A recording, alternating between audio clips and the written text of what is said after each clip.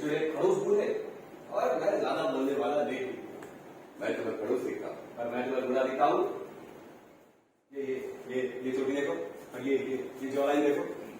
वाकई तुम बहुत बकवास करते हो। ये तुम्हारी खानदानी बीमारी? नहीं, खानदानी नहीं है, मेरे दोस्त थे हरिशंकर। तुम्हारी जी माफ करिए।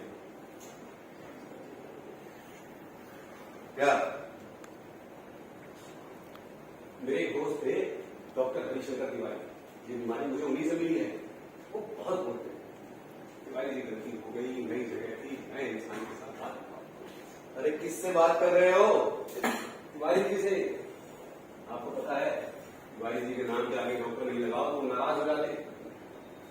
तिवारी जी जब जवान थे तो उन्हें लगता था कि उनके घर, मोहल्ले, गली, शहर, देश में कोई इज्जत ही नहीं है, कोई उन्हें पूछता तक नहीं।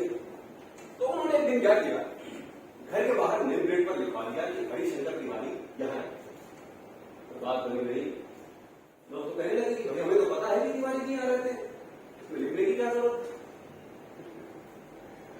तिवारी जी को समझ में नहीं आया कि क्या लिखे। तो उन्होंने दोबारा एक अंग्रेजी में नेम प्लेट बनवाई और उसमें लिखवा दिया DR doctor. Doctor Harishankar Tiwari यहाँ रहते हैं। बात बनी रही, लोगों ने तो मजाक उड़ाना शुरू कर दिया। शंभू जी कुछ बातें तो लोगों ने इतनी बुरी बुरी कही कि तिवारी जी से सहन नहीं हुई। अब तिवारी जी क्या करें, डॉक्टर वो थे नहीं, पढ़ाई लिखाई का शौक बहुत पहले ही छोड़ चुके थे, अब PR लिखकर फंस चुके थे। सो उन्होंने अपने एक दोस्त की स्कूल की बस चलानी शुरू कर दी। बात बन गई, DR उनकी नेम प्लेट पर बना। अब यहाँ DR का मतलब डॉक्टर ना होकर क्या हो गया था? अरे डॉक्टर ना होकर क्या हो गया था? मुझे क्या मालूम क्या हो गया था? ड्राइवर हो गया था। तुम तो उन्हें डॉक्टर कह के बुला दो, फिर डॉक्टर कैसे बने? हाँ, बाद में वो डॉक्टर हो गए। कोई गलत किस्सा है, वो कभी और सुनो। अभी क्या कर रहे हो? कुछ नहीं। अजीब आदमी हो, सुनाओ ना किस्सा। अजीब तो आप हैं, कभी कहते किस्सा सुनाओ, कभी कहते चुप हो जाओ। बातें घुमाओ। नहीं होगी, अभी मुझे जरा नींद आ रही। अच्छा ठीक है, ये झटपट किस्सा सुनाऊंगा। पहले आपको मेरे कुछ प्रश्नों का एकदम सही सही उत्तर देना होगा। मुझे सुनना नहीं है कोई किस्सा। अब सुनो, मैं सुनता हूं।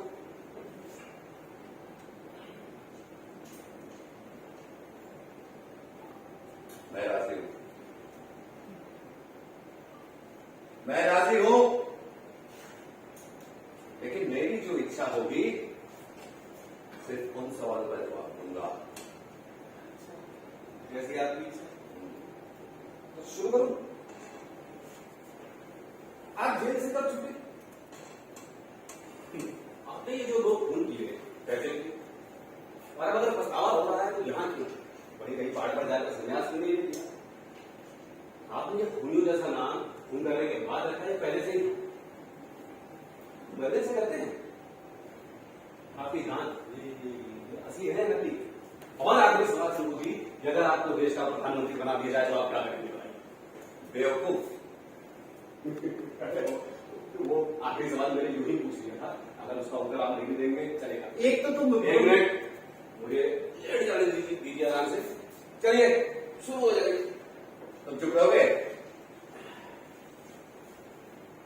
देखो, पहली बात तो ये कि मैंने कोई खून नहीं किया। वो तुम्हें डराने के लिए ऐसा ही कह रहा है। इतना फंसता रहा हूं। अगर किए होते तो तुम्हें मारने में मुझे थोड़ी सी दिक्कत नहीं होती। आप इतनी जल्दी गुस्सा क्यों हो जाते हैं भाई? मैं सब थोड़ी जानना चाहता था। अरे मैं तो चाहता हूँ शंभू जी कि आप बोले, जो इच्छा हो वो बोले, अपने बारे में, किसी के बारे में बोले। सांस भीतर ले, रोके, छोड़े। आज लीजिए। अरे सांस लीजिए। हाँ, और बढ़िया। रोकिए, छोड़िए। सांस भीतर लीजिए, रोकिए, छोड़िए। सांस भीतर लीजिए, रोकिए, छोड़िए। मैं तुम्हारी बात क्यों मान रहा हूं? तो बात करके देखिए, आपको अच्छा लगेगा। और हाँ, जब इच्छा हो शुरू हो जाइएगा, मैं सुन रहा हूं। मुझे कुछ नहीं बोलना है।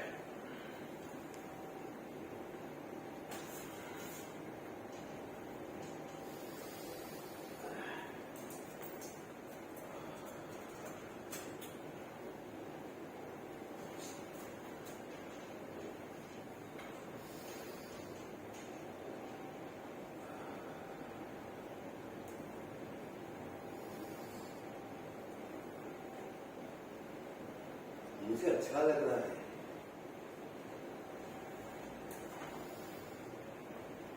बेकार में गुस्सा कर रहा है।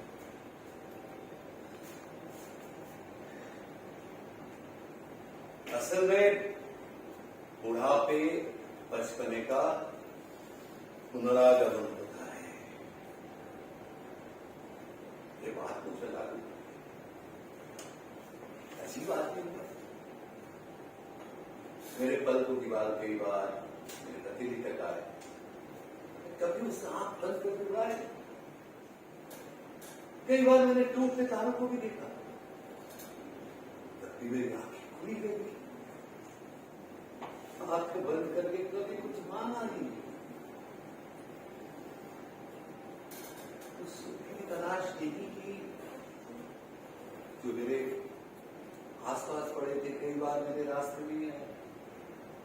पता नहीं क्यों मैं जी नहीं पाता। पर एक चीज सर है, वो भी उन सुखों की जो जी सकता था लेकिन जिया नहीं। ऐसे सुखों को मैं इस पुराने सूटकेस में बंद कर रखा, कभी कुछ हो देता नहीं। बड़ा सुख है इसमें। जिन सुखों को जिया नहीं, उसे महसूस करना कि इन्हें भी कभी जी सकता था। यह अजीब सुख है। और जिन सुखों को जी छो, उसका अपना अलग बोझ है, जिसे खोते खोते जब भी मैं थक जाता हूं, इसे खो लेता हूं, हल्का महसूस करता हूं।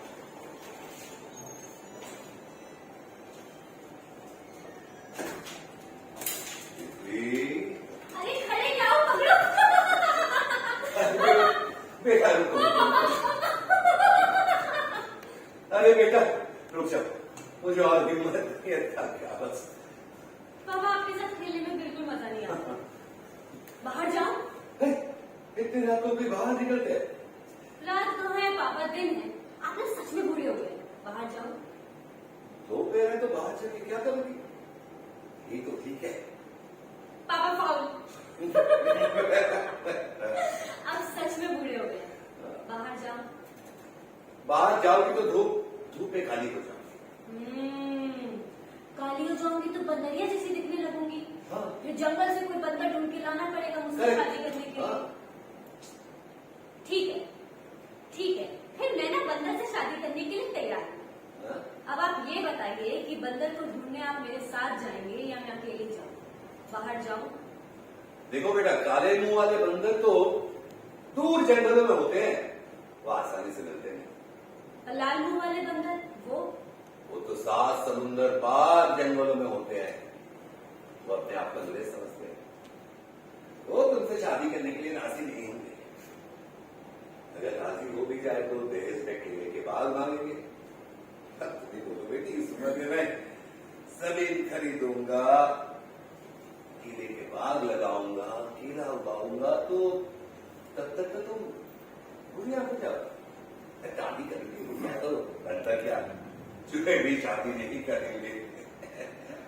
सॉरी बेटी, सॉरी। चल चूहे शादी करने मैं मना लूंगा। अब तो खुश? नहीं पापा, कुछ लाल मुंह के बंदर हमारे गांव में घुस आए। अपने गाँव? उसमें से एक बंदर का मैं नाम भी जानती हूँ। बेटा बहुत हो गया बता। मैं बताऊं उसका नाम? ना, मुझे नहीं जानना है। उसका नाम है ना।